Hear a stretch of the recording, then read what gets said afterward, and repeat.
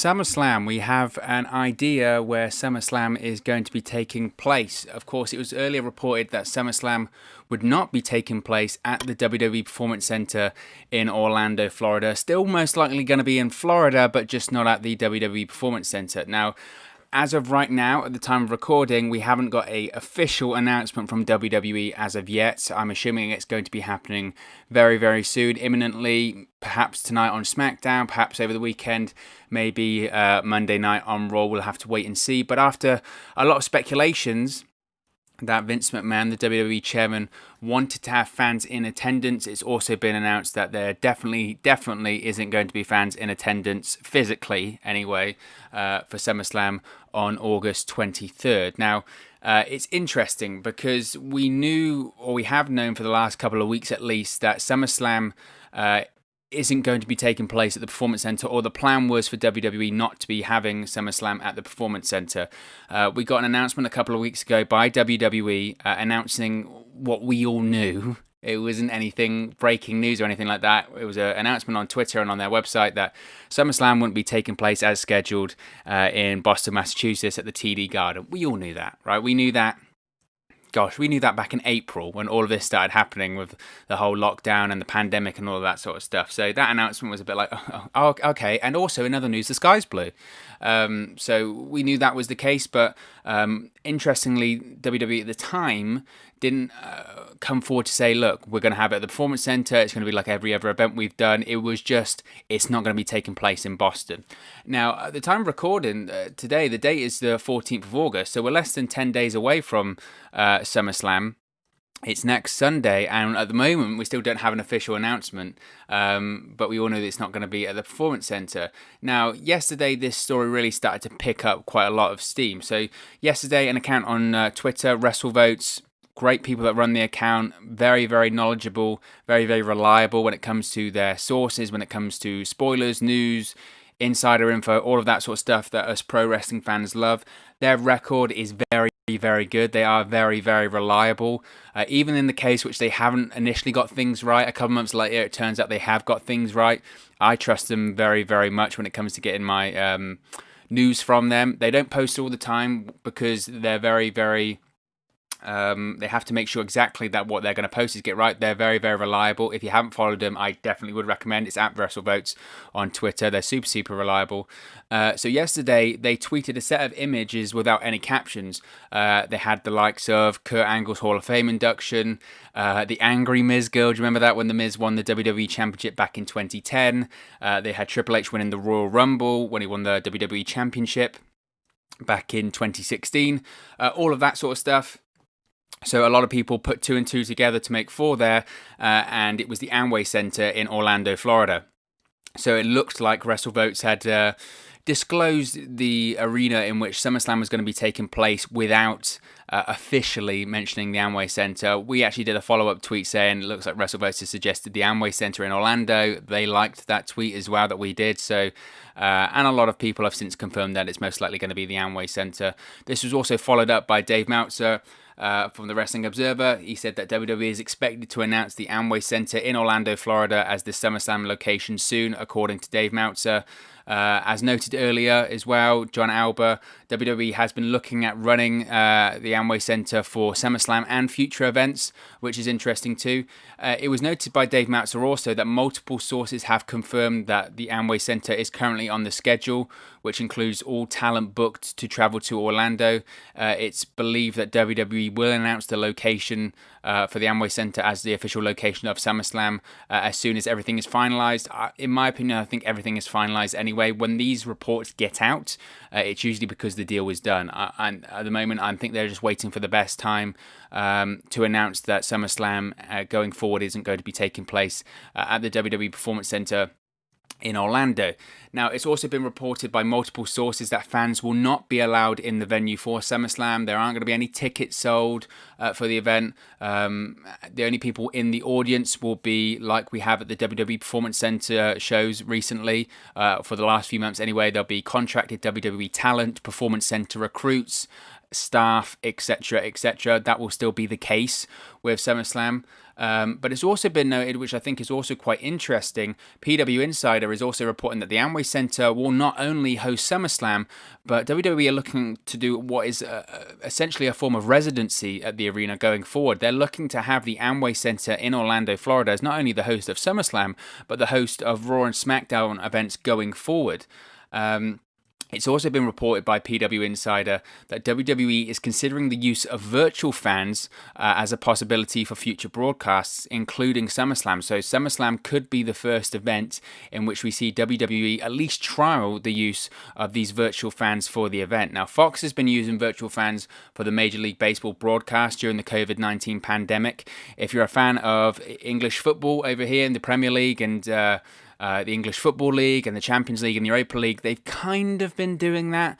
I wouldn't say in the same sense that Fox have been doing it for the Major League Baseball, but they've had video walls with fans on. They've also had fan reactions as they go to replays of fans watching on at home. WWE could be doing a similar sort of thing with that. Look, it's not the same as real fans. It's never going to be the same as real fans. The only thing that's going to replicate having fans in the arena is having fans in the arena. You're never going to find a way around that. I think the way around it is to educate the viewers as to how to watch the product differently, how to digest the product differently without fans. That's what myself especially, I don't know about you that are watching this or listening to this now, that's what I've got used to at this point. Now, when I sometimes now go back and watch old wrestling events, even from earlier this year, or when I go back and watch old sporting events or sporting clips from before the world went crazy, it almost seems a bit odd now when you see fans in attendance. You see so many fans in attendance at sporting events, wrestling events, whatever. You just go, oh my gosh, that just wouldn't happen. That just isn't happening right now. So it's interesting to see what WWE will do when it comes to perhaps virtual fans during the SummerSlam broadcast. It's very interesting. Now, before the Amway Center stories came out about having SummerSlam and future WWE tapings there, it had been reported by the likes of PW Insider and other wrestling media outlets that WWE had planned to tape SummerSlam in some northeast states or cities in America. One of those was in Atlantic City. Those plans have been dropped, and I think, to be honest, rightfully so. This is the thing that I never understood about that news story and those rumors when they said, WWE are looking at holding SummerSlam in different states outside of Florida. And my initial reaction to that always was, why?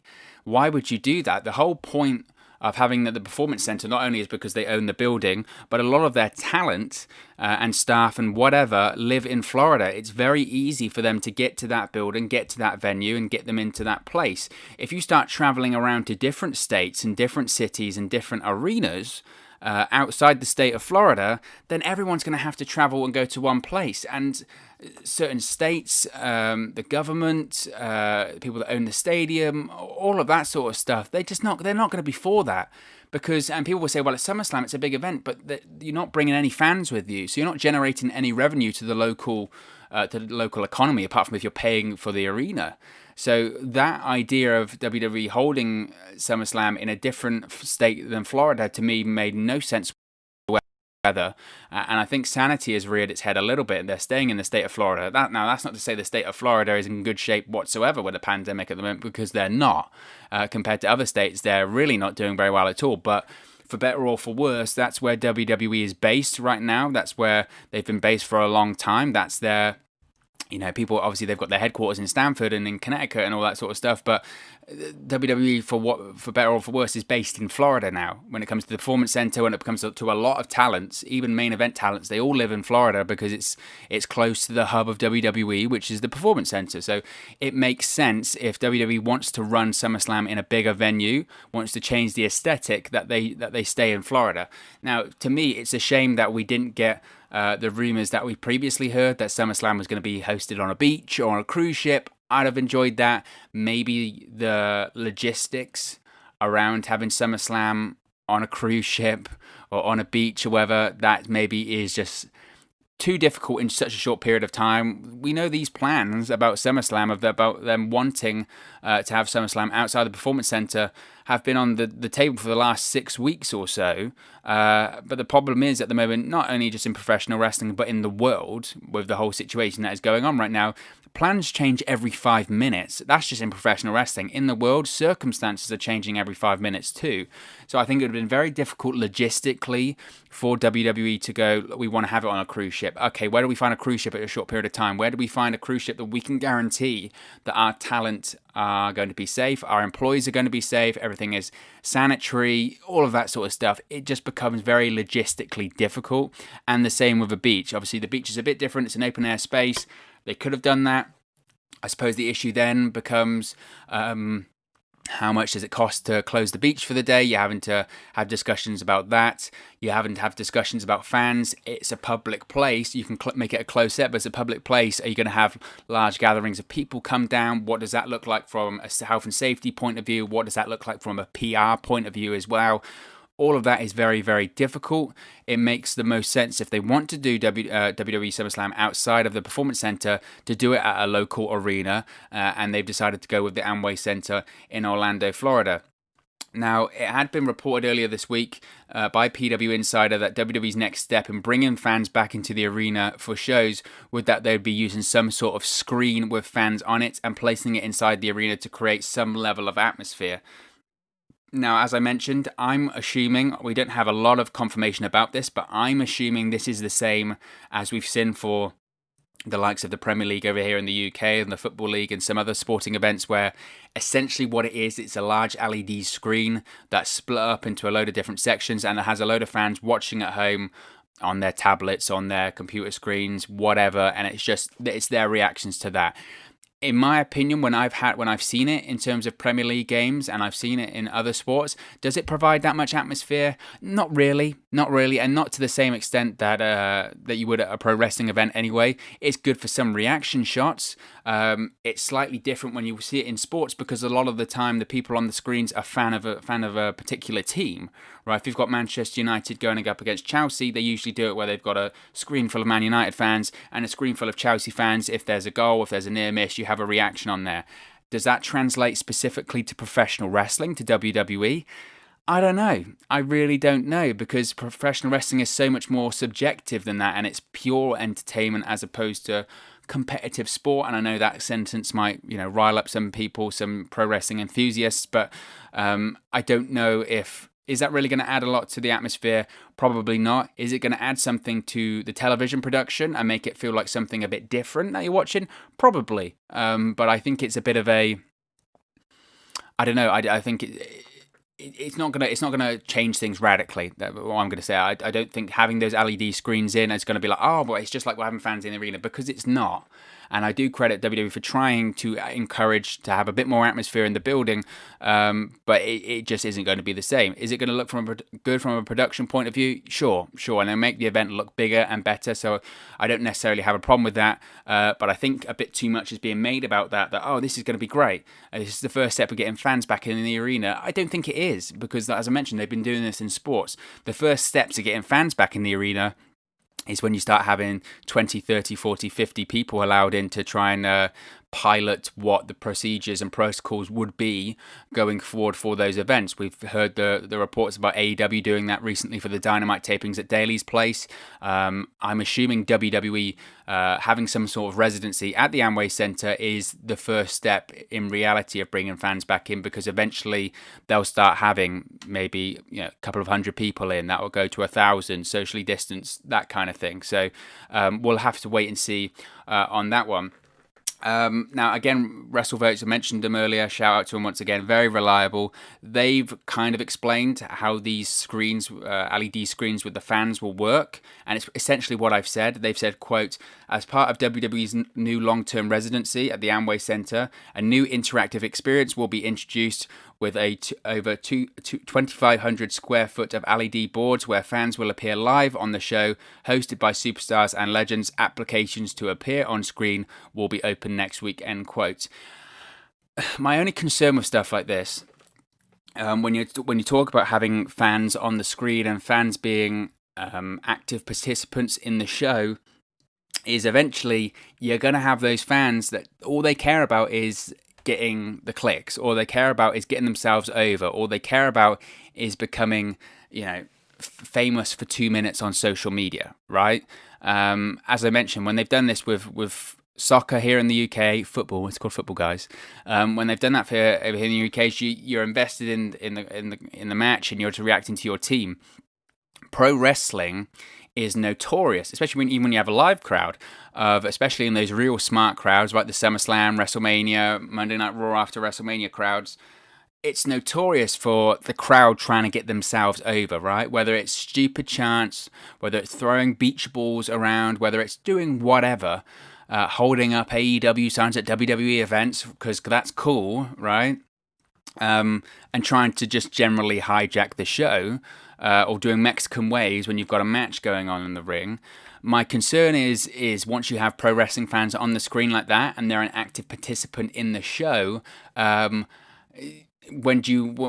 gonna start trying to get themselves over. It's as simple as that. It's gonna be over the top, stupid reactions, stupid comments. I'm gonna try and be funny, because I want people to pay attention to me, and that takes away from the show. So I'm assuming that they'll, a part of their application process or something like that, they'll have to be pretty well behaved. Fans on camera being part of the show notoriously doesn't go well. It's not, because they're not performers. Or you, as a fan, when you go and watch the show, you just want to enjoy the show. You don't want to be, front and center. I don't want to be the one that's getting interviewed about who did the best or anything like that, or what I thought the best match was. I do that here, Wrestle News 365 on YouTube. Subscribe. But I don't know. I have my concerns about that. So we'll have to wait and see with that. It's also been speculated that these fans, and I use that in quotation marks, won't actually be real fans. They could actually be paid actors. So actual true wrestling fans might not get on the screens anyway. Look, I could certainly see them being paid actors or paid fans that are told what to do, essentially. That's happened in pro wrestling for the longest time. Even as, not even that far back to the TNA days, sometimes they would have paid people in the audience to react the way that the executive producers of the show or the higher-ups in the organization want them to react. A long time that's happened, and it happens in certain television, or lots of different television productions. When you see game shows or anything like that, sometimes they are paying members, or are people that have applied to be in the audience. Sometimes, though, they're paid people to sit in there, clap when they're told to clap, laugh when they're told to laugh, gasp when they're told to gasp, any of that sort of stuff. So that could be the same thing there for WWE. We know how they like to micromanage the reaction of their audience. We've heard the horror stories about Kevin Dunn getting over the microphone or the house mic at these performance center tapings. You've got to do it this way, react this way. When he does this, you have to do this. When she does this, you have to do that. That's what WWE does when it comes to micromanaging their production. So I wouldn't be surprised in the slightest, as I mentioned, to overcome this pro wrestling fan trying to get themselves over. I wouldn't be surprised in the slightest if these weren't actual fans, rather these were paid actors or something like that. So we'll have to wait and see on that one. In terms of my opinion on having SummerSlam outside of the WWE Performance Center, look, I think it's a good thing. I really don't think it's a bad thing at all. It's good to have it in another location. It certainly does add an extra element of excitement to the event. Look, SummerSlam is meant to be the second biggest show of the year, maybe third now behind the Royal Rumble. But SummerSlam is meant to be one of the biggest events on the calendar for WWE. And let's face it, having every single show in the Performance Center recently, it's taken the shine off of things like that. The shows don't feel the same. They do feel small. They do lack atmosphere. And they're less watchable, and they're certainly not the same. And all of these shows, because they all look, all the shows look exactly the same anyway, regardless if they're in the Performance Center, but all of these shows recently do look similar, and the production is the same, and it just doesn't feel the same. So going into a different environment is exciting, and it makes it feel big. The Amway Center itself don't have any other events on the docket until 2021 anyway, so I think they'd be more than happy to have WWE's business which is why it's likely we're going to have some form of residency by WWE in the arena until at least 2021. We also know that Raws and SmackDowns are going live once more in the next couple of weeks. I think this coming Monday's Raw is the last taped Raw, and then after that, starting with SmackDown and Raw and all of that stuff, I believe that's when we're going to have live Raws, live SmackDowns. I don't know the case about NXT, but we're going to have live Raws, live SmackDowns. Obviously, all the pay-per-views are going to be live, which will help. Obviously, live TV is better than tape TV. You're not going to have any of these leaks because as much as WWE and AEW, for that matter, have tried to prevent leaks from happening, they happen at tape shows. It's inevitable. So that will help. My concern is we've heard all these rumors recently about chaos backstage at the recent Raw and SmackDown tapings, right? No one knows what's going on. They're being made up on the fly, blah, blah, blah, blah, blah, blah. What's going to happen when it goes live? Think of the chaos that's going to happen when they're live as opposed to tape. The whole point of when they're taped is that there's not meant to be that chaos, right? They've got 2 weeks because they tape shows 2 weeks at a time. They've got 2 weeks to plan out and block out what they're going to do for Raw and SmackDown and NXT. I don't think it's the case as much for NXT recently, the chaos, but especially for Raw and SmackDown. They've got 2 weeks to prepare for Raw and SmackDown about what they're going to do, the segments, the storylines, etc. And they're making stuff up on the day of the taping. Are you for real? What are you doing in those 2 weeks? Twiddling your thumbs? It's insane, and I know this is difficult circumstances at the moment. I know it's difficult times. People have to pull out because of positive tests, and plans change. And like I said, the environment is changing every 5 minutes. It seems, not just in the professional wrestling world, but in the world in general. But can you imagine they're having that chaos at tape shows where they can plan things in advance? What's going to happen when they're going live every Monday and Friday? That is interesting. So we'll have to wait and see on that one. Again, I don't have a problem with SummerSlam being at the Amway Center as long as the safety's right? Safety in any of this, in the WWE Performance Center shows, in these arena shows that they're going to be doing going forward, the safety is paramount. And in credit to WWE, it looks like they're getting better with that. It only took them 4 months, right? It only took them 4 months into a pandemic and over 40 plus positive COVID-19 cases. But they kind of do have their ship in order a little bit now, which is good. Because prior to that, they were telling people, don't wear masks. It doesn't look good on TV. We don't need testing. How do you feel today? You feel good? Go in, wrestle. At least they finally got their act together with that. And I say I give them credit. I don't give them a lot because that should have been the case from the beginning. It shouldn't have taken Kevin Owens to go to Vince McMahon, who was, a billionaire, go up to him and go, by the way, I don't feel safe at work. Can you sort that out, please? Or otherwise I'm going home. For Vince McMahon to change the entire policy for all of that, it's ridiculous. But as long as the safety of the performers is there, and it looks like it is at the moment, or at least improved, then I don't have a problem with them being in another location.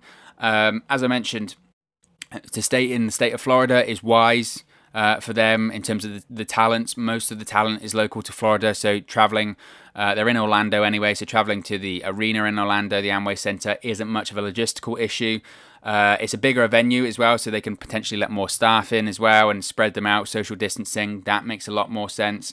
And also as well, if you're going to look at it really cynically, look, the McMahon family have ties to the government in Florida, right? Linda McMahon donated a hell of amount of money to the governor of Florida's re-election campaign. They've got ties with the current administration in charge at the moment. I don't want to go too much into it. I don't want to get too political, but it makes sense for them to stay where they're allowed to stay. Florida have deemed them as an essential media business, right? Or essential whatever.